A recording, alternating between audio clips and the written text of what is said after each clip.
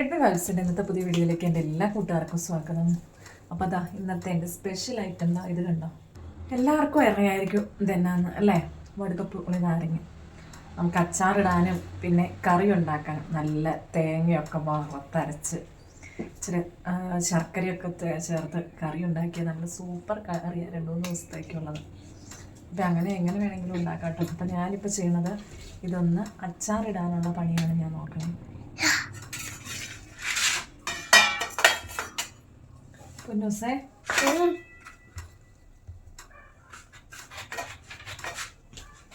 ഉണ്ടോ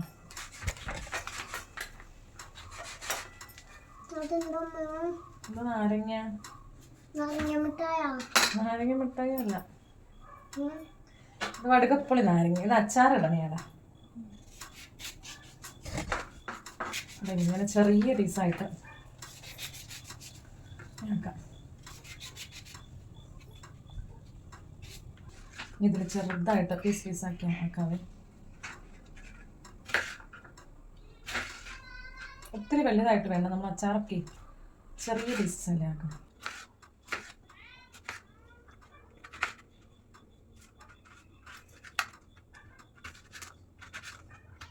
അപ്പോൾ പല്ല് പൊളിക്കണം കട്ട് ചെയ്യുമ്പോഴത്തേക്ക്. ഞാനിത് വെക്കപ്പോഴും കറി വെക്കണയാണ്. കറി വെക്കാൻ ഇഷ്ടം, തേങ്ങ വറുത്തരച്ച്. അതുകൊണ്ട് ഇന്ന് ഞാൻ അച്ചാറിടുക ചെയ്യണം. തൊണ്ട ചെത്തണവരും ഉണ്ടെന്ന് എനിക്ക് തോന്നുന്നു. ഞാൻ തൊണ്ട ചെത്താറില്ല കേട്ടോ. കണ്ടോ, എന്താ ഇന്നും എൻ്റെ കയ്യിൽ ഭരണിയുണ്ട് കേട്ടോ. നന്നായിട്ട് കഴുകി ഉണക്കി വെച്ചേക്കണേയാണേ. ഇതൊന്നും എനിക്ക് ഭയങ്കര ഇഷ്ടമാട്ടോ ഇങ്ങനത്തെ ഭരണികൾ. പണ്ടൊക്കെ ഇതിൽ മാത്രം മാങ്ങയും നാരങ്ങയും എല്ലാം ഉപ്പിലിടണതും അച്ചാറിടണതും എല്ലാം ഇങ്ങനെ ഭരണിക്കകത്ത അല്ലേ. അല്ലാണ്ട് അമ്മച്ചിമാരങ്ങനെയൊന്നും ചെയ്യില്ലായിരുന്നു. ഇപ്പം നമ്മൾ പ്ലാസ്റ്റിക് ആണെങ്കിൽ പ്ലാസ്റ്റിക് അങ്ങനെയൊക്കെ നമ്മളങ്ങനെ ഞാനങ്ങനെ ശ്രദ്ധിക്കാറില്ല കേട്ടോ.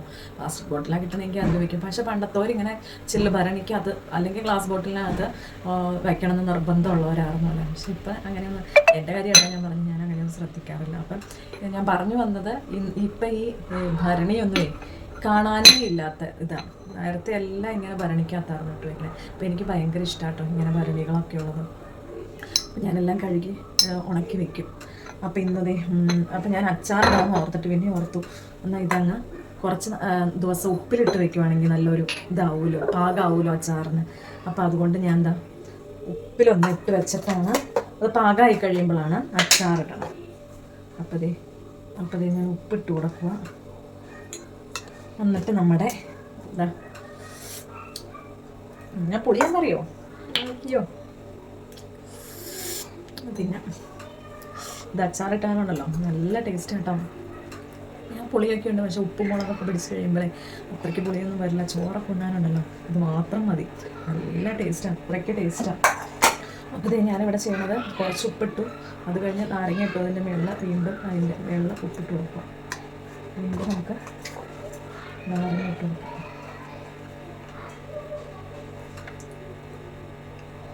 ഇതെല്ലാം ഞാൻ ഉപ്പിലിട്ടിട്ട് പാകമാകുമ്പോൾ ഓരോന്നും എടുത്ത് കാണിക്കാട്ടെ. കഴിഞ്ഞ ദിവസം ഞാൻ കണ്ണി മാങ്ങി ഇട്ട് വെച്ചിട്ടുണ്ടായിരുന്നു. പാകമാകുമ്പേ കാണിച്ചു തരാവേ. ഇനി ഒരു തുണിയും കൊണ്ടൊന്ന് കവർ ചെയ്യുമോ അവിടെ ചെയ്യണം, എന്നാലാണ് അല്ലെങ്കിൽ വലിയ ഈച്ചയോ അങ്ങനെയൊക്കെ ചീത്തയായി പോവില്ലേ. അതുകൊണ്ട് അപ്പം ഇനി ഇതെല്ലാം നമ്മുടെ ഭരണിയിലിട്ടേക്കണ എല്ലാം പാകമാകുമ്പോൾ അച്ചാറിടാനൊക്കെ എടുക്കുമ്പോൾ ഞാൻ കാട്ടിത്തരാം കേട്ടോ. അപ്പോൾ ഇന്നത്തെ എൻ്റെ വീഡിയോ ഇത്രേ ഉള്ളൂ. ഇഷ്ടപ്പെട്ടാൽ ഒന്ന് എൻ്റെ ചാനലൊന്ന് സബ്സ്ക്രൈബ് ചെയ്ത് സപ്പോർട്ട് ചെയ്യണം. അതുപോലെ ഫേസ്ബുക്ക് പേജിലാണെങ്കിൽ പേജ് ഒന്ന് ഫോളോ ചെയ്യാനാണ് മറക്കരുത്. അതുപോലെ വീഡിയോ ഒക്കെ കാണുമ്പോൾ